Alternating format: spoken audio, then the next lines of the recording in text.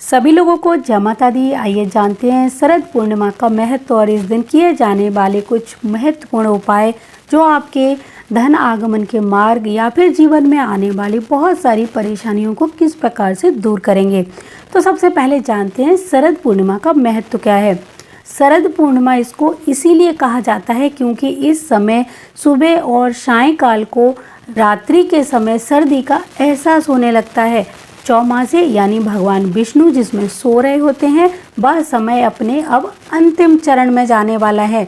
मान्यता है कि शरद पूर्णिमा का चंद्रमा अपनी सभी 16 कलाओं से पूर्ण होकर अपनी किरणों से रात भर अमृत वर्षा करता है। जो कोई इस रात्रि को खुले आसमान में खीर बनाकर रखता है और प्रातःकाल उसका सेवन करता है, उसके लिए खीर अमृत के समान हो जाती है। मान्यता तो यह भी है कि चांदनी में रखी गई यह खीर औषधि का काम करती है।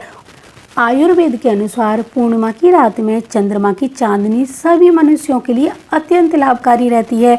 यदि पूर्णिमा की रात में चंद्रमा के प्रकाश की किरणें किसी गर्भवती महिला की नाभि पर पड़े तो उस महिला का गर्भ पुष्ट होना शुरू हो जाता है। इसीलिए गर्भवती महिलाओं को तो विशेष रूप से कुछ समय के लिए ही सही रात में यानी पूर्णिमा की रात में चंद्रमा की चांदनी में अवश्य ही बैठना चाहिए। पौराणिक कथाओं के अनुसार शरद पूर्णिमा इसलिए भी महत्व रखती है क्योंकि इस दिन भगवान श्री कृष्ण ने गोपियों के साथ महारास रचाया था। इसीलिए इसे रास पूर्णिमा भी कहा जाता है।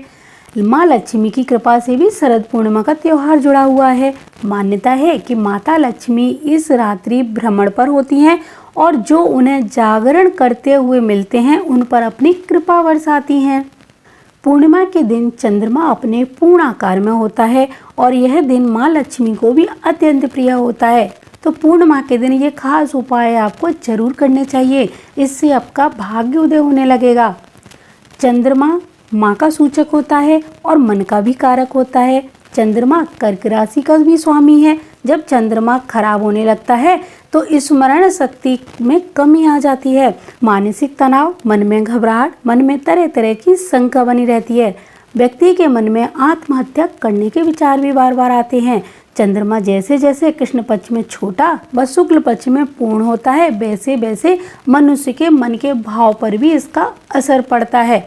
तो इसीलिए पूर्णिमा के दिन चंद्रदेव को प्रसन्न करने से आपके मन में आने वाले इन नेगेटिव विचारों पर भी लगाम लगती है। सफल दाम्पत्य जीवन के लिए प्रत्येक पूर्णिमा को पति पत्नी में से कोई भी चंद्रमा को दूध का अर्घ अवश्य देना चाहिए।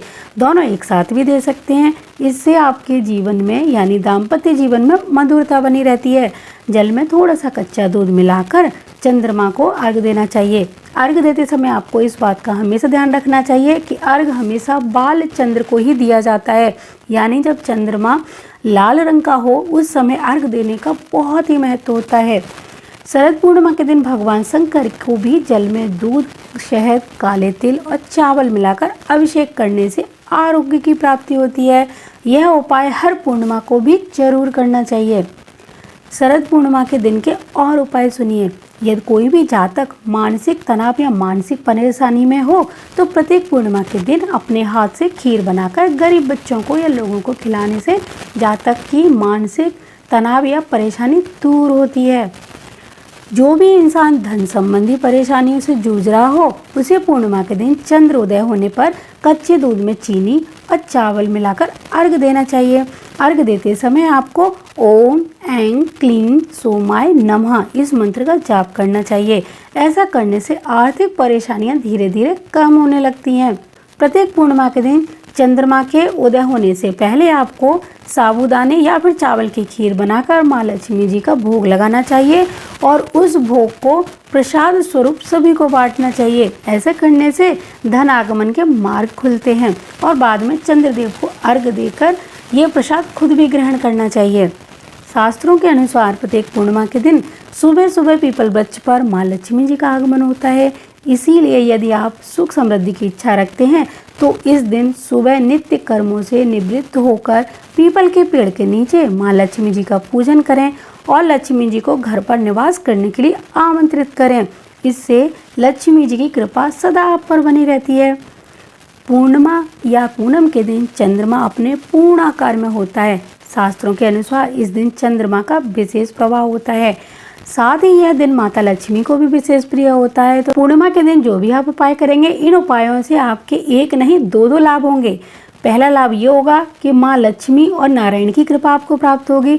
दूसरा, आपको चंद्रदेव और भगवान शंकर की कृपा प्राप्त होगी। तो पूर्णिमा को करने योग्य जो भी उपाय यहाँ बताए जा रहे हैं, उन उपायों को बिल्कुल भी मिस ना करें, उनको जरूर करके देखिए, आपको बहुत ज़्यादा लाभ होगा। पूर्णिमा के दिन सत्यनारायण कथा करने का भी विधान है। अगर आपके पास समय हो तो इस दिन आप भगवान सत्यनारायण की कथा भी जरूर खुद करें या फिर किसी से करवाएं। इस दिन चावलों का दान करना बेहद अच्छा माना जाता है। दूध और चावल का दान आप पूर्णिमा के दिन करेंगे तो आपको मानसिक जो भी परेशानियां होंगी उनसे बहुत ही तेजी से छुटकारा मिलेगा, तनाव दूर होगा। अगर आप बहुत ज़्यादा भावुक और संवेदनशील स्थिति से गुजर रहे हैं तो आप चावल और दूध का दान करना शुरू करिए।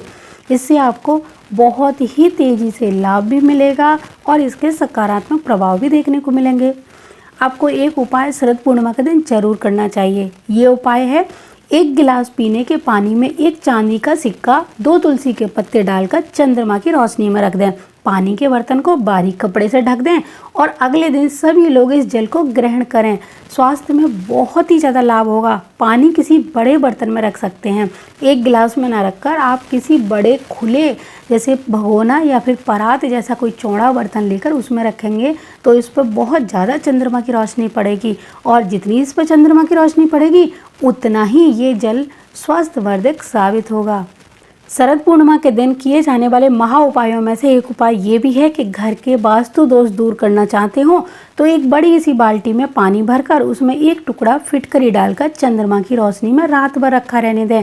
अगले दिन इस पानी से घर में पोछा लगाएं और नहाएं। घर के हर कोने में इस जल को छिड़काएं। खासकर वायव्य कोण के वास्तु दोष वाले घर में तो ऐसा उपाय जरूर करना चाहिए।